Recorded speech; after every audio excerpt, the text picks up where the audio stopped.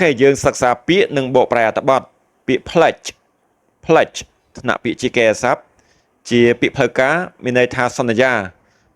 ធ្វើឬក៏សន្យាផ្ដល់អ្វីមួយអូខេ pledges US support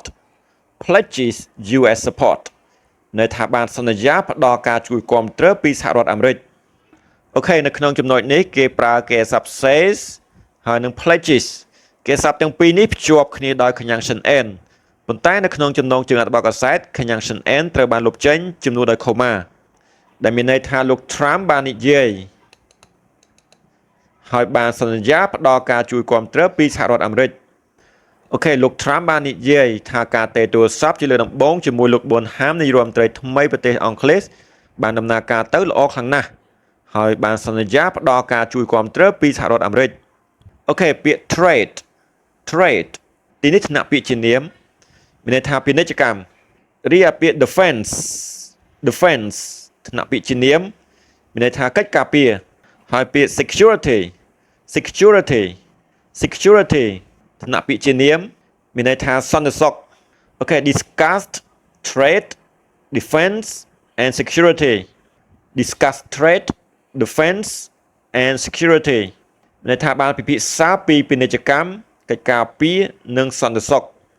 អូខេលោក Trump បាននិយាយថាមេដឹកនាំបានពិភាក្សាពីពាណិជ្ជកម្មកិច្ចការពារនិងសន្តិសុខមជ្ឈមបូព៌ាអូខេពាក្យ Prime Minister មានន័យថានាយករដ្ឋមន្ត្រី New Prime Minister មានន័យថានាយករដ្ឋមន្ត្រីថ្មីអូខេពាក្យ took office មានន័យថាបានចូលកាន់តំណែង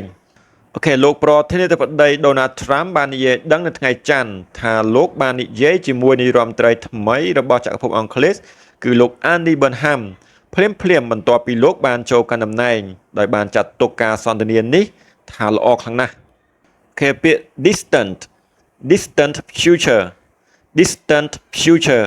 អូខេ in the not too distant future មានន័យថាក្នុងពេលអនាគតមិនយូរពេកនោះទេអូខេពាក្យ issues ថ្នាក់ពាក្យជានាមមានន័យថាចំណោទបញ្ហាអូខេ mutual interest មានន័យថាផលប្រយោជន៍រួមគ្នាឬក៏ផលប្រយោជន៍សម្រាប់គ្នាទៅវិញទៅមកអូខេ issues of mutual interest មានន័យថាចំណោទបញ្ហាផលប្រយោជន៍រួមគ្នាអូខេលោក Trump បានបន្ថែមថាលោកនិងលោក Bonham គ្រងនឹងជួបគ្នានៅក្នុងពេលអនាគតមិនយូរពេកនោះទេដើម្បីពិភាក្សាគ្នាពីចំណោទបញ្ហាផលប្រយោជន៍រួមគ្នាអូខេលោក Trump បានបន្ថែមថាលោកនិងលោក Bonham គ្រងនឹងជួបគ្នានៅក្នុងពេលអនាគតមិនយូរពេកនោះទេដើម្បីពិភាក្សាគ្នាពីចំណោទបញ្ហាផលប្រយោជន៍រួមគ្នាអូខេពាក្យ touch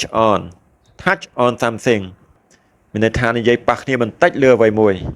អូខេ touch on relationship ន័យថាបាននិយាយប៉ះគ្នាបន្តិចលើទំនាក់ទំនងគ្នាអូខេ long standing ថ្នាក់ពាក្យជាគុណនាមន័យថាដែលមានជាយូរមកហើយឬក៏បន្តជាយូរអង្វែងមកហើយអូខេ long standing relationship ន័យថាទំនាក់ទំនងដែលមានយូរអង្វែងមកហើយអូខេបាននិយាយប៉ះបន្តិចលើទំនាក់ទំនងរវាងសហរដ្ឋអាមេរិកនិងចក្រភពអង់គ្លេសដែលមានជាយូរអង្វែងមកហើយអូខេពាក្យ challenges ថ្នាក់ពាក្យជានាមន័យថាបញ្ហាប្រឈមអូខេពាក្យ face ថ្នាក់ពាក្យជាកិរិយាសព្ទមានន័យថាជួបឬក៏ប្រឈមមុខអូខេយើងអាចនិយាយថាបញ្ហា face យើងក៏បានឬក៏យើង face នឹងបញ្ហាក៏បានមានន័យថាយើងប្រឈមមុខនឹងបញ្ហាអូខេ facing Bonham នេះគឺជា present participle phrase សម្រាប់បន្ថែមន័យ challenges មានន័យថាបញ្ហាដែលលោក Bonham ប្រឈមអូខេនៅអំឡុងពេលហៅទូរស័ព្ទមេដឹកនាំបាននិយាយប៉ះបន្តិចលើទំនាក់ទំនងរវាងសហរដ្ឋអាមេរិកនិងចក្រភពអង់គ្លេសដែលមានជាយូរអង្វែងមកហើយនិងបញ្ហាដែលលោក Bonham ប្រឈមនៅពេលលោកចាប់ផ្ដើមពេលវេលារបស់លោកនៅក្នុងមុខតំណែងដោយលោក Trump បានសន្យាផ្ដល់ការជួយគាំទ្រពីអាមេរិកលោក Trump បាននិយាយថាពួកយើងបានពិភាក្សាគ្នាពីប្រធានបទជាច្រើន រួមបញ្ចូលទាំងទំនាក់ទំនងយូរអង្វែងដែលពួកយើងមានជាមួយចក្រភពអង់គ្លេសលោក Trump បាននិយាយបន្តថាលោកនាយរដ្ឋមន្ត្រីមានការងារធំមួយនៅមុនលោកប៉ុន្តែលោកនឹងអាចធ្វើវាហើយពិតប្រាកដណាស់សហរដ្ឋអាមេរិកនឹងនៅទីនោះដើម្បីជួយគេពាក្យ alliance ថ្នាក់ពាក្យជានាមមានន័យថាសម្ព័ន្ធគេ military alliance មានន័យថាសម្ព័ន្ធយោធាគេពាក្យ clear ទីនេះថ្នាក់ពាក្យជាគេអាស័ព្ទគេ clear minds មានន័យថាបោសសម្អាតមីនអូខេលោក Trump បាននិយាយ